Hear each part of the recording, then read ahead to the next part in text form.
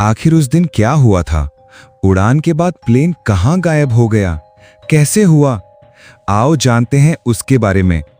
ये कहानी शुरू होती है 8 मार्च 2014 को मलेशिया एयरलाइंस की फ्लाइट MH370 की। एक विशालकाय बोइंग 777 जिसमें 239 लोग सवार थे, कुआलालंपुर से बीजिंग के लिए अपनी सामान्य उड़ान पर निकला। सब कुछ सामान्य था। यात्री अपने गंतव्य की ओर उड़ने के सपने देख रहे थे। पहला मोड़, गायब हुआ विमान। रात के अंधेरे में जब विमान दक्षिण चीन सागर के ऊपर था तो अचानक राडार से गायब हो गया।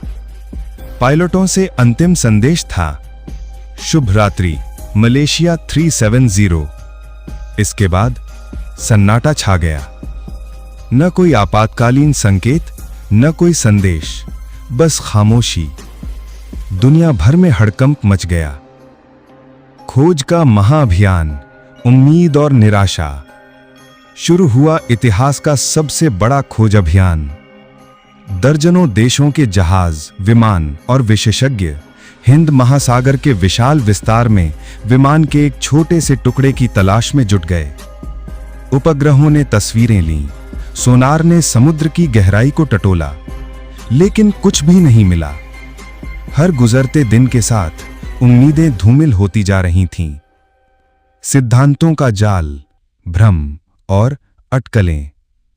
जैसे जैसे समय बीतता गया, कई सिद्धांत सामने आए। किसी ने कहा विमान का अपहरण हो गया, किसी ने आतंकवादी हमले की आशंका जताई, तो किसी ने पायलट के आत्महत्या की बात कही। कुछ लोगों ने तो यहां तक कहा कि विमान किसी रहस्यमयी तरीके से एलियंस द्वारा उठा लिया गया। हर नया सिद्धांत केवल भ्रम को और बढ़ाता रहा। एक छोटा सा सुराग, फ्लैपर का टुकड़ा। करीब 1.5 साल बाद जुलाई 2015 में रीयूनियन द्वीप पर एक विमान के पंख का एक टुकड़ा, फ्लैपर, मिला। जांच में पुष्टि हुई कि यह फ्लाइट MH370 का ही था। यह एक छोटी सी रोशनी थी इस घोर अंधेरे में, लेकिन यह भी केवल यही बता पाया कि विमान हिंद महासागर में कहीं गिरा था। यह नहीं कि क्यों और कैसे। आज भी एक पहेली।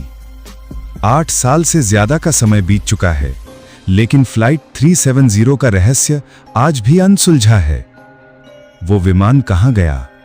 उसमें सवार 239 लोगों का क्या हुआ? इन सवालों के जवाब आज भी दुनिया को नहीं मिल पाए हैं।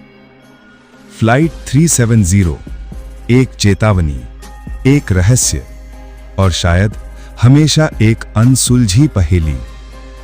जब भी इस उड़ान का जिक्र होता है तो एक अजीब सी सिहरन दौड़ जाती है और दिमाग में बस एक ही सवाल गूंजता है, फ्लाइट 370 आखिर कहां गया?